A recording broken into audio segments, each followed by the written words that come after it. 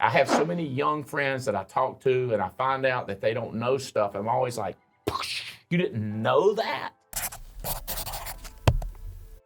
If you feel like your parents or your world has not educated you on finance, credit cards, debit cards, investment, taxes, anything like that, for whatever reason, say you're 18, 19, 20 years old or 25 years old and you don't feel like you've been around the right people, then this information is for you, directed at you. I have so many young friends that I talk to and I find out that they don't know stuff. I'm always like, you didn't know that?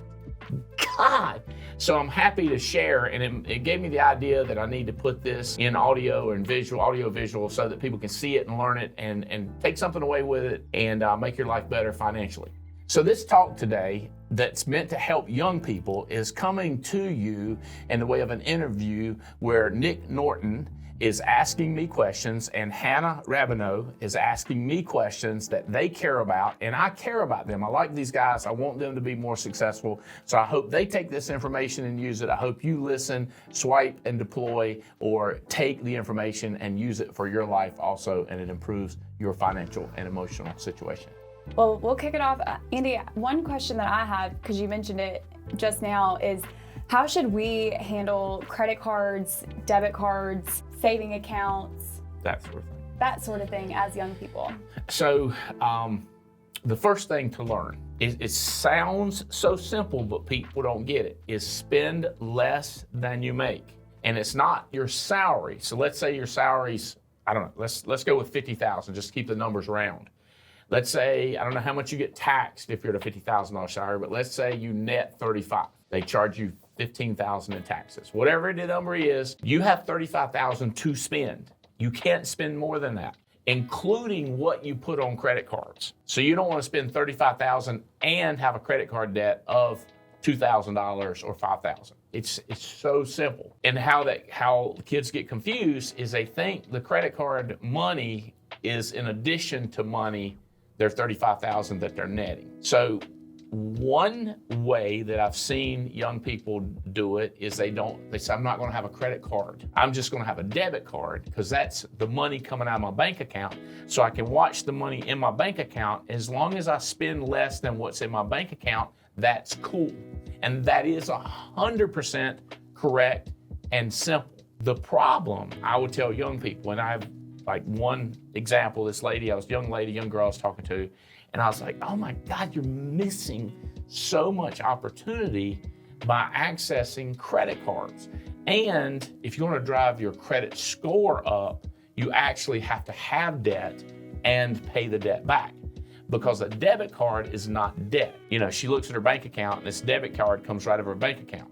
But if she's that smart, in other words, she's that conservative or that fiscally responsible that she can use a debit card and not use a credit card, what if? And then this lady did it, started using a credit card. So I've got none of these credit cards have debt on them, but they have ability of using 20,000, 30,000, 15,000. Southwest Airlines is when I was building my company, I flew it a lot.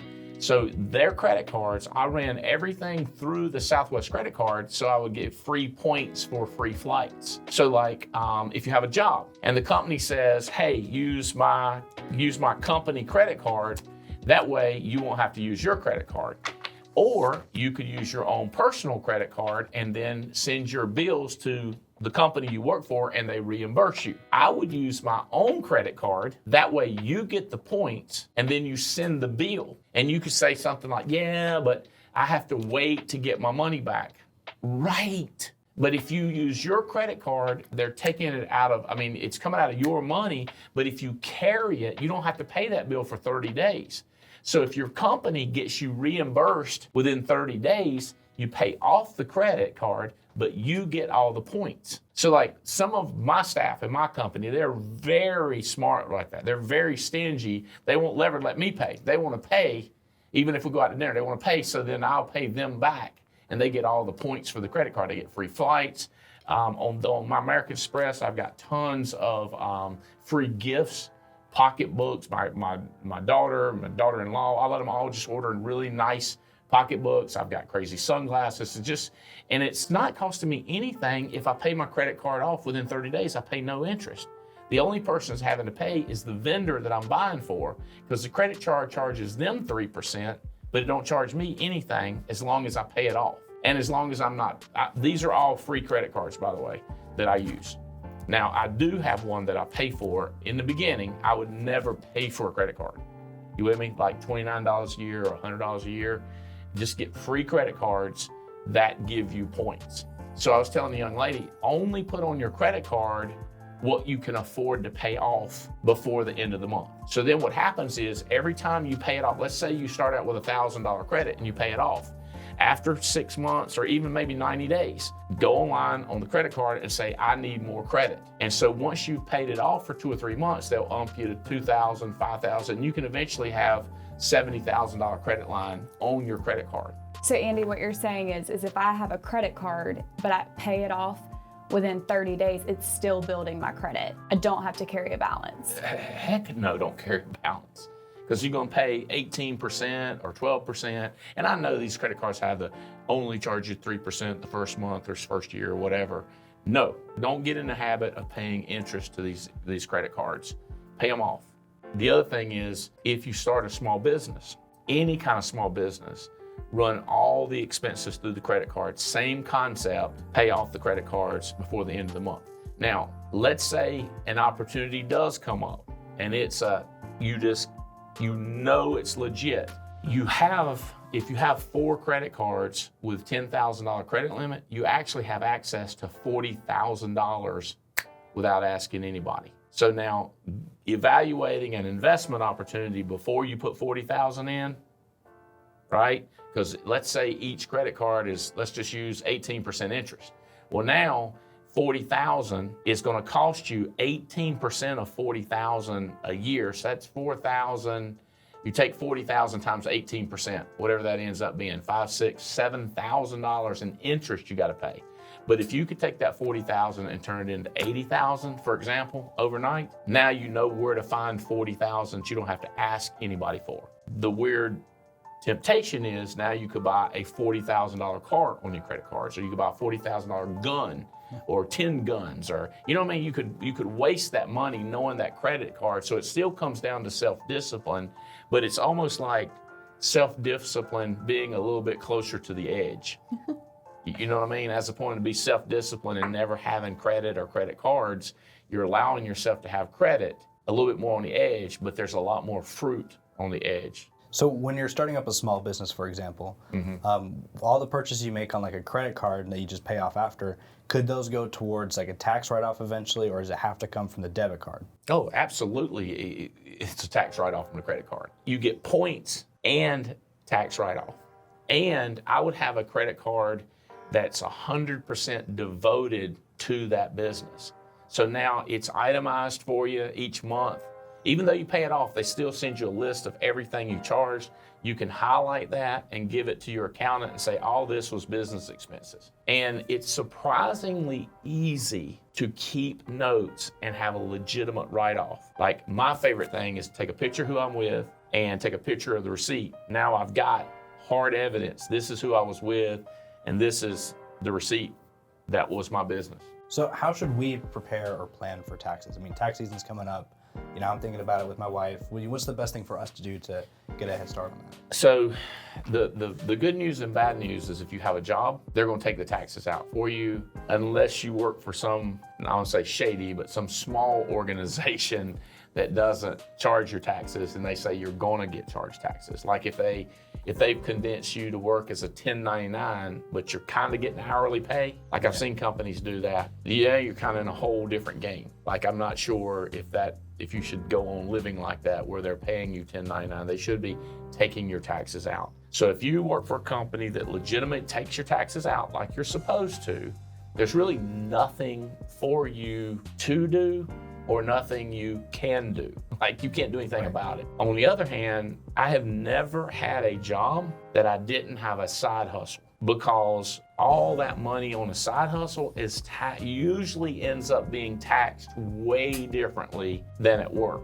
Because at work, the company is taking all the deductions and then passing on you your salary and just hammering you with taxes. But if you have a side hustle and you get that money, whether it's a consumer, like let's just say you're mowing yards, let's just keep it simple, and you charge $100 to mow a yard. That $100 comes in. Well, now you need a snack while you're out there mowing the yard. You definitely need some beer, or Diet Coke or something. You need some fluid, right, coming in. Well, now what you do is you buy a case of beer on a credit card or a case of Diet Coke, a case of Gatorade for your lawn care business. So that all of a sudden you went from I don't know what a case of Gatorade costs, but you go from $100 straight up profit to, let's call it $95 profit. So now you're only taxed on $95 as opposed to, you say, yeah, but I was going to drink the Gatorade anyway. I go, I know, right? That's the beautiful thing about being self-employed. It's stuff you were going to do anyway, but it's on the job, right? And you need a new nice pair of shoes for mowing the yard, because your shoes are going to get grass stains and they get tore up. So you got to buy some shoes for that, specifically for that, right? And you said, well, what if we wear those shoes somewhere else? Like where? Like hunting or something? That's cool. You still get to write it off for that business. So what you want to do is start now you don't need a side hustle that makes zero money and then you try to take deductions. That's a no-go. You with me? Because you can't transfer that over to the money you made at your job. It only goes against money that you made in your side hustle. So find a side hustle that works, where you can make money so that you can turn around and buy stuff. You go out to eat. You take your staff out to eat, your son, your child. Hey, we gotta go to lunch, Well, that's an expense while you're doing the yard. And then you can, and maybe with a lawnmower, you actually use that lawnmower on your lawn. There's nothing wrong with that. You bought it for your business, but you're using it on, so now you didn't get a free lawnmower, but you see what I'm saying? You got the tax advantages of the lawnmower over here, but you get to use it over here. Does that make sense? So we built a basketball gym inside our office. Who says I can't play basketball on it and have a good time? But we bought it for the staff and for everybody to enjoy, so we got that huge write-off, but then we got an indoor basketball court that we play anytime we want to. You see what I'm saying? So the bigger that side hustle is, the more write-offs and more things you can get inside of it. So just to kind of frame a reference then, let's say I have a side hustle making about $20K a year. Mm-hmm. How much could I write off of that? Well, the trick is to get down below where they charge you taxes. And I don't know where that is. Apparently the government doesn't charge you taxes if you only make $15,000 a year. I don't know what that number is. So if you only make $20,000, at some point they quit taxing you. So let's say you do make 20 and the cutoff's 15. Well, clearly, if you have $5,000, $6,000, $7,000 worth of expenses, then you're down below where you're getting taxed. You see what I'm saying? So now you're making all that money. Let me go back and take this into account. Let's say your job's $50,000 and then you make $10,000 on the side. So now you're really getting taxed on $60,000. Right? So if your side hustle is only 10 grand, but it's on top of your 50 grand, now the government sees you as making 60. So what you want to do is now you want to not get taxed on that $10,000 by having maybe $10,000 worth of expenses. And here's the other thing is, you would think that when you go to a tax professional, in other words, if a person gets paid to do your taxes, they're a pro because they're getting paid. Let me just tell you, pro means they're getting paid, does not mean they're smart, does not mean they care about you, does not mean they know the laws, does not mean they're going to do the best job for you. So this is for you, young, and anybody else. But there ain't nobody cares about you like you care about you. I don't become a lawyer. I don't want to know everything they know, but I want to have a good grasp for it. And it never hurts to have this accountant compared to this accountant, or a tax professional, and see what they say. Because one of them might go, oh, you can't write that off. Another one go like, 100% you can write that off. I'm looking for the one that I think is right and going to keep me out of trouble. And keep in mind, they're the pros. They're getting paid to do it. So if they're getting paid to do it and they say you can write it off, it's kind of hard for the government to come back on you when the tax professional said that it was legit. Mm-hmm. So I'm looking for an aggressive tax professional that will push it a little bit to the edge. So when it comes time for tax season, do you always look for a tax professional to help you out to kind of add that protection with you? Or do you kind of do things more on your own? I always have. Now, just like if I'm going to hire somebody to be my assistant, my accountant, my assistant, or anything, I'm starting with family, right? My mother-in-law did taxes. I ain't saying she was a genius. I ain't saying she's terrible, but I'm saying she was free. And I'm saying it gave me a layer of protection. I remember the day when I told my wife, I said, she's not doing it anymore. It's just getting our side hustle was too lucrative, which I hadn't even thought about that until you brought it up in years, that she did our taxes for a while. But it started getting looking crazy. I didn't want her to see our numbers, you know what I mean? Yeah. But so cousins, uncles, aunts, who do you know? Like if you know who your boss, like you asked your boss, hey man, do y'all know a good tax guy? And you don't need to go with, like PricewaterhouseCoopers. They're gonna charge you $10,000 to do your taxes when you made $7,000, right? So you gotta go kind of cheap because that's where you are. And then as you grow, you up the scale of the quality of the person that does your taxes. You can't just say do them and then believe them. You got to stay involved to the point that you say, did you write this off? Did you write that off? And if they say no, it's why you didn't. And then if they say no, then you can ask another professional. They go, they can. Then you can go back and argue with them. Don't think that they're God just because they're getting paid $50 to do your taxes. Don't think they're a genius. Does that make sense? Like you are the boss. You're the one that cares more than anybody else about your taxes. Now, the other thing is, they just don't audit and look as closely at the smaller numbers as when you get bigger also. So I was always more aggressive when I was smaller because, who cares? It's tiny money for the government to audit. So how should I go about in myself just investing in education and growing my own personal knowledge? Right, great question.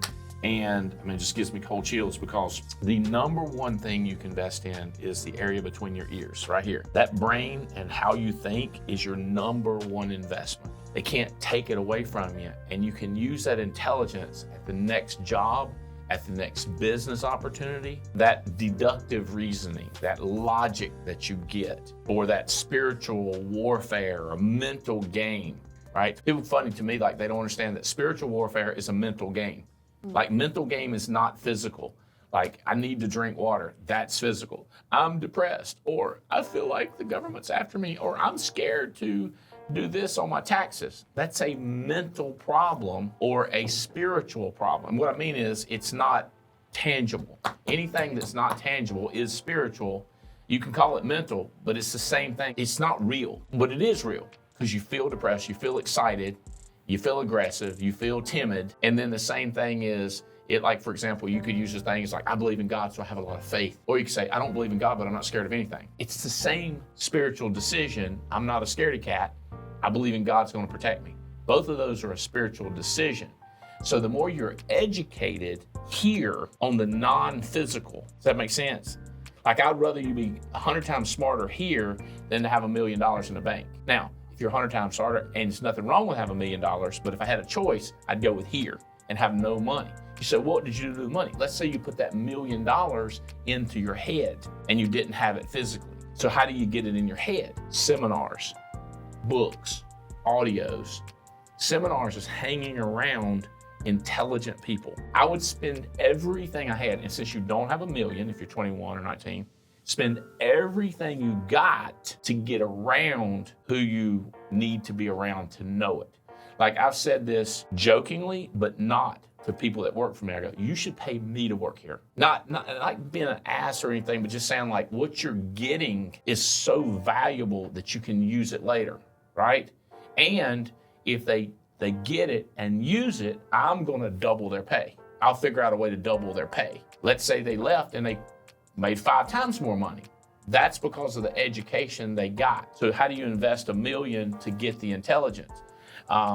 This book I wrote on Inside the Circle of You, it's telling you, the whole book is about working here to here. You could use from here to here, is you could put an ear on that side and an ear on that side and say the circle of you. Start working inside that brain. Quit worrying about what the president did, what's the stock market doing, what's COVID gonna do, and it's worried about stuff you can't control, worrying about stuff in here. So this book, I don't know, $19.95, right? There's $19.95. So if I can get it for free, okay, get it free, I don't care. but you're gonna have to trade energy to get this book. Then you need to listen to this book. You need to read the book, you need to highlight it, circle it, review it, and hang around the people on the back of this book. It's gonna cost you to get around me, it's gonna cost you to get around Maxwell, it's gonna cost you to get around Coach Dorn, who is a smart guy. So getting around those people costs money, going to seminars. 8 Steps to Success is another one that's a great book. Same thing, the people on the back of here are great people to spend money. And people that know stuff are more expensive to hang around. For example, you go to a ball game, if you hang around in I call it the nosebleed section or up high, those are the people that can't afford the good tickets. The good tickets are the people on the court side, or sitting over there where I don't call them rich people, but the people that are financially successful are sitting, those tickets are more expensive. Or you're invited last minute, or it's inconvenient to go. That costs millions of dollars to that inconvenience to be there. A buddy of mine sent me this text. He said he'll get a text out of the blue sometimes to go, hey, you want to go play golf tomorrow? Be at the Jet at 8 a.m. or be at the private airport. And he's like, I always say yes, no matter what's on it, because I know I can get around the right people and I'll learn something. He says, all right, here's something to contemplate for somebody like you that has a huge network, and you guys need to grow your textable network or your virtual Rolodex, right? Okay, so everyone on earth is exactly as powerful as their textable network. I've been pitching this concept for years now, this analogy, and gauging people's reaction. And generally, the more powerful the person I explain this to, the more likely they are to agree with me, turns out. Okay, so my favorite test of this theory, which was naturally in an extreme setting, which is where all the great experiments come from, where something's an extreme situation. So here he goes. I flew to a private golf course owned by the GoDaddy billionaire for a 3-day event with maybe 20 guys. Each 4-man team had at least one billionaire on the team, okay? Everyone was rich and a baller except for me. I don't know how I got invited, although usually I'm the last minute audible when someone else has to cancel. I've received a call or a text, sort of like this, many times. Can you go golfing for 3 days tomorrow? Be at the private airport at 8 a.m. That's a powerful incoming message or text, and if you send me that, I'm gonna say yes. So think about this. Already the guy's telling you that if rich people, powerful people, fun people, private jet say, then he cancels everything. He spends the emotion, the other relationship, like if he promised his kids or if he promised his wife or he promised his best friend, I'm out, and he jumps, right? Okay, so he says, all right. So he said yes, he ends up at this private golf course. So the golf course was as baller as the people. It's home of the PXG Golf, also founded by the GoDaddy guy. The back nine is his backyard.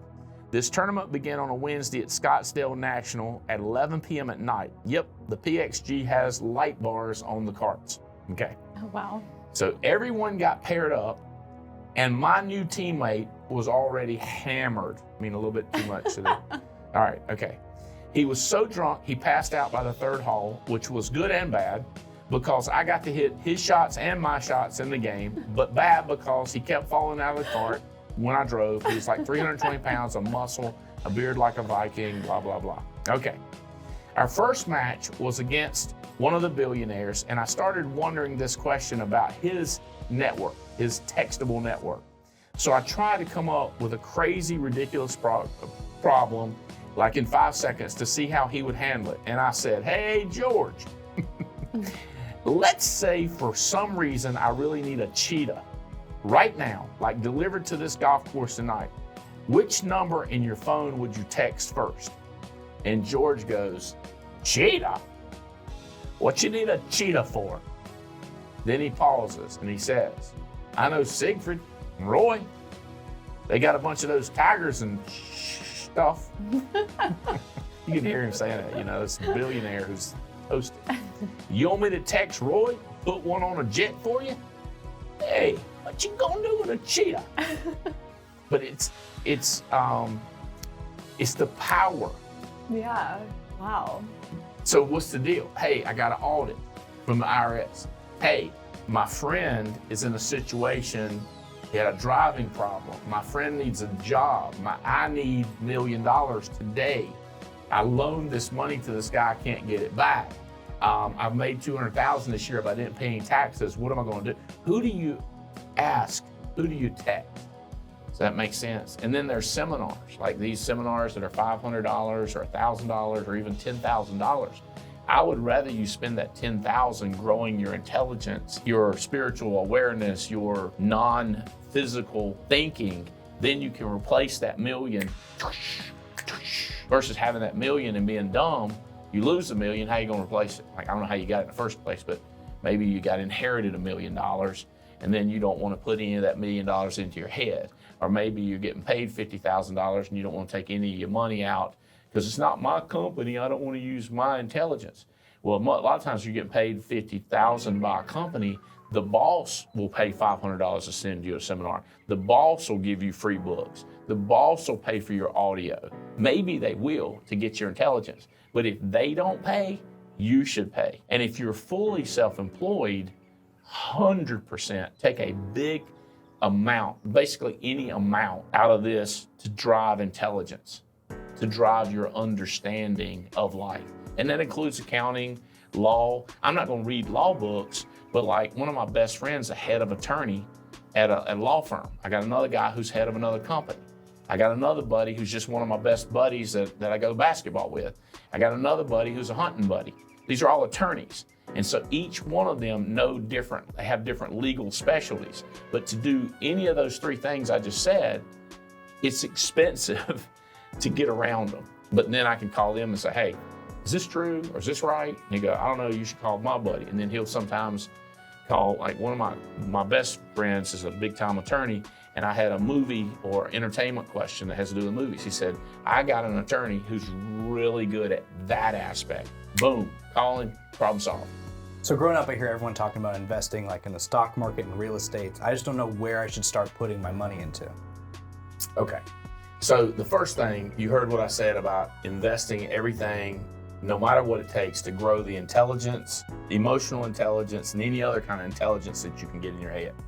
Okay, the next thing is, whatever business you're in, like if you're 100% focused on a career, I would try to figure out how the company could invest in me to grow me. But I highly recommend a side hustle. So then whatever your side hustle is, like one of the side hustles that I just like, why would you not get an insurance as a side hustle? Life insurance, Medicare, accidental life insurance. Why would you not? Let's say you did pick up the hot side hustle of insurance. If you're going to be selling it or promoting it or recruiting others, my God, that's what you should invest in. So let's say you're going to sell dishes or pots and pans.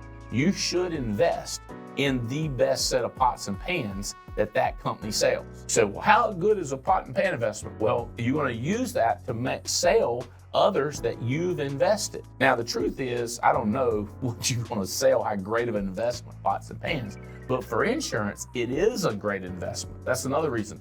Pick a side hustle that when investing in the side hustle, it really pays you dividends. What I would look at, and a lot of wealthy people do this, but the insurance companies have picked up on the fact that middle-class people can really use this too. So I would say all wealthy people. There might be some that don't take advantage of it, but I've not met them. It's called an Index Universal Life Policy. Okay, some call it the Infinite Banking Program. Some call it Be Your Own Banker. Or we've got a book that says Save Smarter, Not Harder.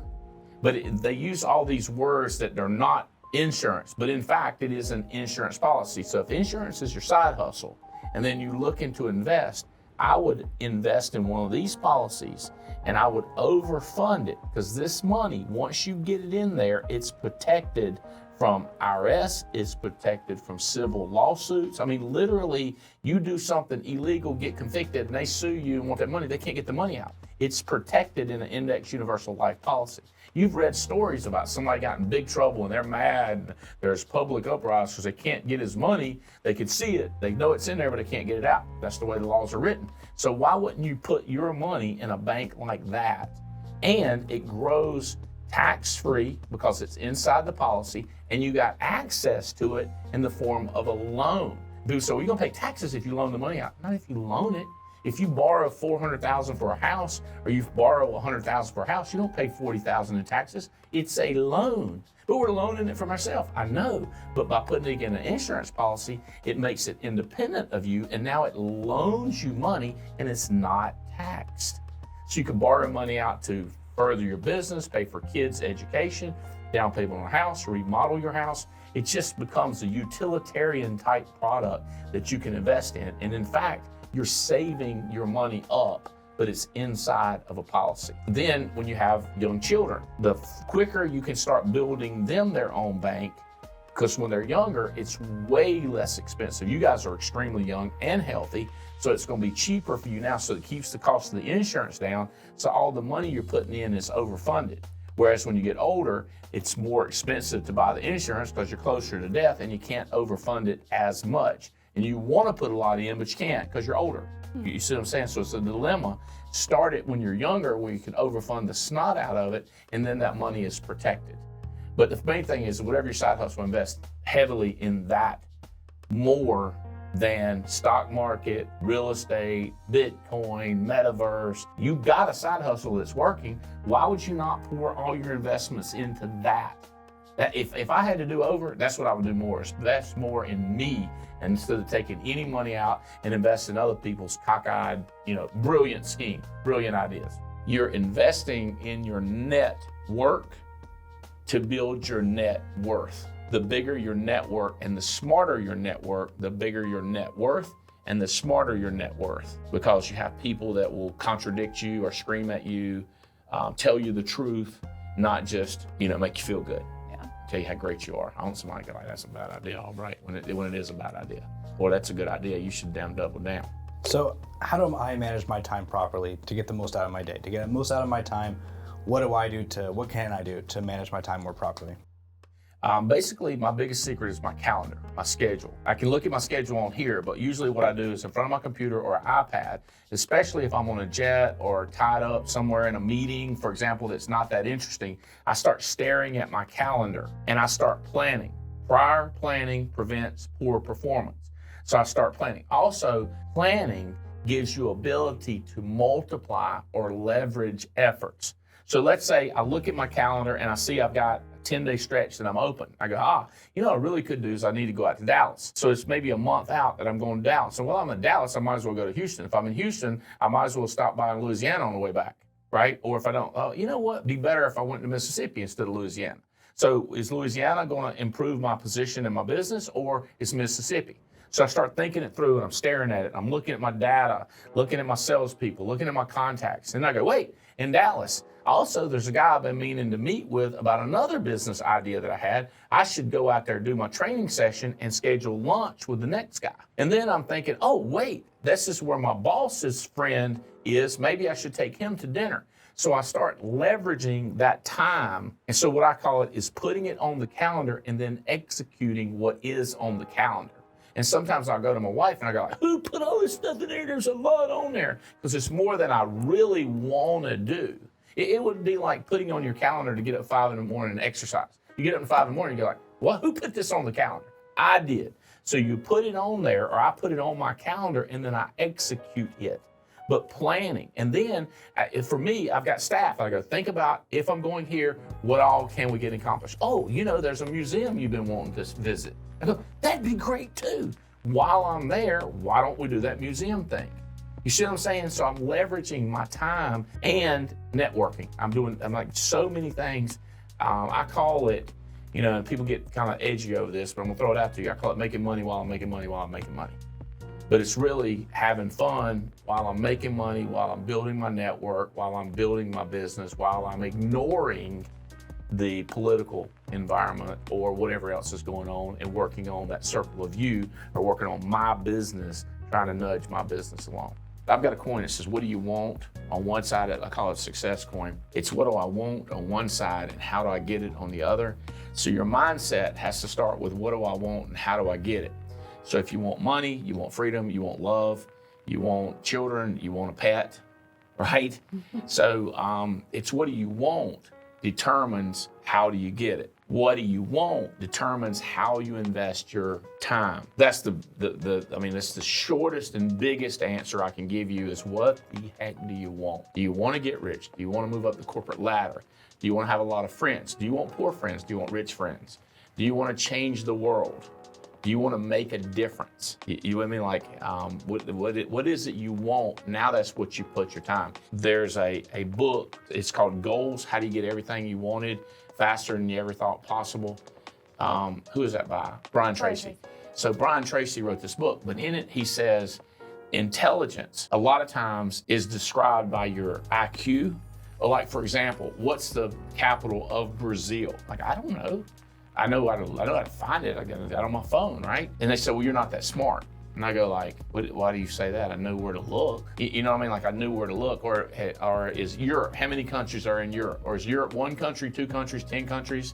And where is Europe? And is it spread out? And is there non-European countries mixed? You know, all that they call it intelligence, right? Or what's 3 million times, 762? Can you do that math? You're a smart person if you can do it. Or can you figure out the area under a curve? Or how much volume is in a river and how much is flowing? Like that's what they call intelligence. This guy says, what do you want? If your time is going into getting that, you're a smart person. So intelligence based on how much time goes toward getting what you want. But if you spend time going against what you truly want, then you are somewhat of an idiot, imbecile, not too smart of a person. Does that make sense for your time? So it's like, once you establish what you want, can you evaluate the time you're putting in is toward that? Now you're managing your time properly. And then you say, all right, all the time I'm putting in is toward what I want. But of all the things I'm doing to get what I want, which of those things is making a bigger impact? So if you're doing 10 different things to get what you want, and let's say out of 10 hours, you do this thing, you put in an hour, and this thing, you put in an hour. But one of the things that you're doing gets you where you want to go faster and quicker, then maybe you should quit with the thing that's helping, but not helping a lot. And it's taking a whole hour. So you're like a socialism with your time. You give equal time to every project that's working on, when in fact, one project is more productive. Why don't you take from the poorest idea or the poorest activity and then put that time that you took from them into the thing that's doing the most? So it's unfair treatment of your projects. Not fair treatment. Just a lot of people look at it like, yeah, dude, fair, you gotta be fair. Why? That's just a project. Cut the project. And it was helping. No, it was helping. Now, idiot will be doing something that turns backwards what they're trying to accomplish. Like it's counterproductive to what you're trying to accomplish. But where it gets harder is when something you're doing actually is helping. And then I go, yeah, but it's not helping as much as this. You go, yeah, but it's helping. I go, okay, you win the argument. Now you end up spending a lot of time on something that helps a little bit. It helps a little bit, right? As opposed to something that really does make an impact. So you start trying to. So then what happens is, I'm told, and I do believe, that to get huge finances, like money that you can buy the $150,000 cars and ride first class all the time, or maybe a private jet, you still can't even do it. Because these things that are tiny, they're important, but they're tiny. But if you spend time on them, you can't spend more time here. So then what do you do about the things that have to get done, but they're not that important? Do you know? Pay somebody else to do it. They call that leverage. So now what you're doing is you're taking your money and buying another person's time to do that thing that had to get done, but it's not as important. Like, for example, answering the phone. It's really important that every person contacts you about their business, they get a response back. So how do you do that? I got a buddy right now, and what he's got a virtual office secretary. Listen to this. So he's got a team in, I don't know what country, I'll go with Philippines because I know that world. Team in the Philippines, and they put a TV screen. So like, in my office where we got a TV screen, we're going to do this, okay? When a person walks in, there's a television screen, and it's a lady or a young guy, whatever my secretary is, and they go, "What's up? How can we help you?" And the person says, "Hey, I'm looking for Andy Albright," or "I'm here to see Hannah, I'm here to see Jess." Right? She goes, "Oh, hold on one second, let me get them." So the person in the Philippines would ring me or Jess or whatever and turn around and give them, "Have a seat, there's some water over there." So it's virtual. So now what you've done is you're paying somebody else to do it, but now you're paying it in a different country. So it's leverage on top of leverage on top of leverage. So the more stuff you can get done that helps you get what you want, and the more people you can get helping you get what you want, then the more leverage you have. It's almost like, if you have a lever and we put a big boulder here and we put a big rod down to flip this table over, and we go up and pull this lever, and this table don't move because we can't pull it enough. Well, if we could pay somebody else to pull on the lever with us, and now we flip the table over. So getting what you want gets accomplished because you have so much leverage. You have enough people pulling to flip that lever to get you what you want. So it is a mind game. How would you like? I don't know. I've done this with an audience of 50 or 100 people, and usually it's 97% to 99%. It's usually one person that came here from another country or some odd situation that they've never played Monopoly. Have you played Monopoly? Oh, yeah. Have you played Monopoly? Yeah. So if you played Monopoly, how would you like to go round and round collecting a $200 and trying not to land on go to jail? You're not buying any property. You're not buying any railroads. You're just going around $200.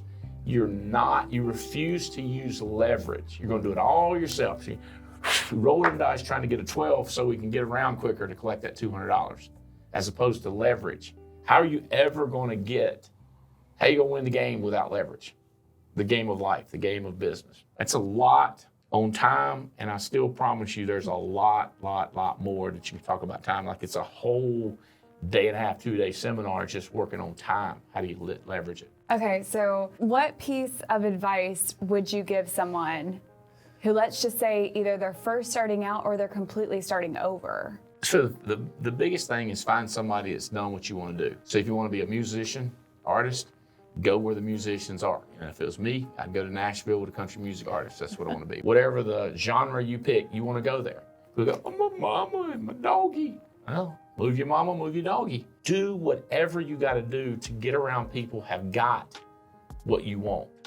You can learn because just being around them and watching how they act and who do they talk to. And if you can become their friend, they're more likely to give you a secret or two, tell you who's a good manager, who's a good vocal coach. Finding people that have done it. I never want to hire an attorney who's never worked on this traffic case. I got a traffic violation. Go to some attorney that does divorces. Nuh-uh. Give me one that does traffic. Or opposite, you got a marital problem, go to a traffic. I know one guy, he did marriage, got a traffic guy, deal with his marriage. And the other spouse got all the stuff. It's like, bro, you hire somebody that ain't been through it before. So if I'm brand new or starting over, it's that. And so you're building your good team. Even if they're not on your team, like under you or working for you, they're peers, but they're on your team. So get help. This thing I talk about, if there's a fence post and there's a turtle sitting on top of the fence post, what do you know? He did not get up there by himself. Somebody leveraged him up. 99.999% of the time, you see somebody who got somewhere, wherever it is, whether it's singing, whether it's in business, whether it's NFL, somebody helped them, coached, taught, stopped them from doing stupid stuff, encouraged them to do the right thing, nutrition, weightlifting, bodybuilding, the whole thing. Getting somebody that's more powerful than you to coach you. A lot of people count on their spouse. Like, your spouses, you can trust them to a certain extent, but spouses, just like parents, are going to try to protect you a lot, and they don't want you to go out on a limb a lot of times. Now, some spouses kick you out and say, go out on a limb, but still their vast knowledge is about as vast as your knowledge, unless you married somebody who was already insanely successful, before you married them. So if y'all were both, working your way through college and, scratching and got your part-time jobs, you get married, you both have pretty much the same world view. Your circle of influence is about the same. So to ask her, she doesn't have any off the wall, weird ass idea or idea that would come in like, oh, that's lightning bolt. Typically, they're not going to do that because their knowledge is not any bigger than your knowledge. As a matter of fact, they know about half of what you know and you know about half of what they know because you're really a one.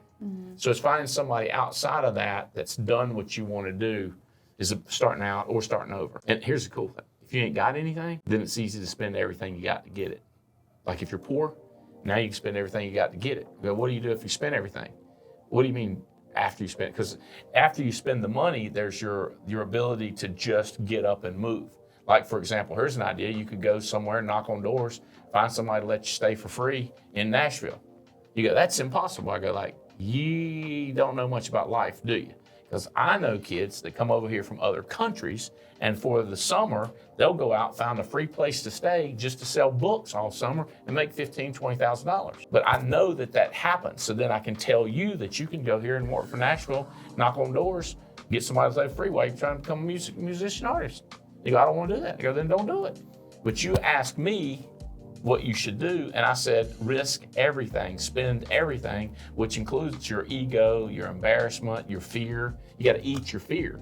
That's like spending money, eating your fear, then going and knock on doors. Does that make sense? I don't know if you can equate to eating your fear or spending your money, but that's something you have left that you not give up on. Give up on it. Just let it go. Just like you give up on your last $10,000. Or I have people that I say, they ask me about a business, and I say, you should go to that seminar. I ain't got no money. I go, you got a credit card? Do you have a mama? Do you have a daddy? Do you have a car? Could you sell a couch?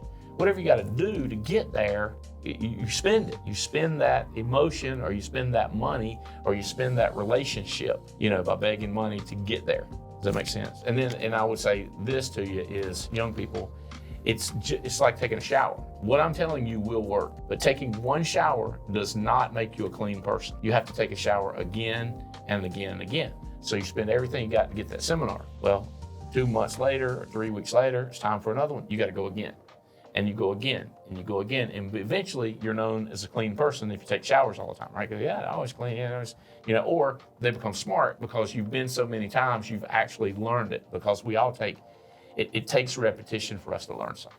That's why you read this book, you got to read it again. You listen to the audio, you get something different than if you read it. And then if you highlight it and then go back and review it, you get stuff again. And the other thing is this perspective. You're going to get this now because this is where you are. But tomorrow you're here and you read it, you're going to get something different because you're reading it from a different place in life. Make sense? That makes a lot of sense. Yeah. So I talk about for new people, but this is one of my old buddies. I think he's in his 80s. He's pushing 80s, late 70s. His wife is in terrible health. I talked to him this morning for 30 minutes. Just terrible. Like she was in great health. A year ago, had a kind of a weird feeling. Anyhow, her health just went terrible. And right now, she's really don't know him, who he is. She's living at home, and he's just tore up emotionally. And he's like, I said, call me anytime. He said, I'm gonna call you and end up crying, and you don't need to hear all my problems. And I'm like, no, call me. But, he's so, like, what do I say to him? Well, there's praying with him, there's telling him it'll be all right. But I give him a book on the head game, like Outwitting the Devil. It's like, listen to this. It's entertaining. It'll give you something to think about. But also, you're dealing with as many emotional, spiritual, unseen things now as much as you're dealing with the fact that she can't walk, she can't sit up, she just lays in bed. And then she'll eat, and that's about it. That's about, and she's getting to where she's having a hard time doing that. It's strange, but it's what an emotional thing he's dealing with. So it's the same thing when you're young. It's just you don't have a dying spouse or a really fatally ill spouse. You just don't know what to do next. And so the same principles that'll help him would help a young person. You with me? The mind game. And that book is awesome. It's called Outwitting the Devil. It's just all strange stuff about feelings and emotions and how temptations and, how do you balance, family. And it's just with making money, with having fun. How do you balance, what's the balance between those three? And it's a game that you play in your head. What's a good person like? What's a good life like? So if you've got questions answered, if you picked up tidbits of information, or if I stirred up more questions, please Follow my social media. Follow me, Andy S. Albright. I'm on Facebook, Instagram, and a lot of other social medias. And if you have questions, shoot them to us. You'll see that we will respond. We'll do future podcasts that hopefully hit on the specific questions or nuances that you're experiencing, and hope you take this and use it and it improves your life. Let's do it.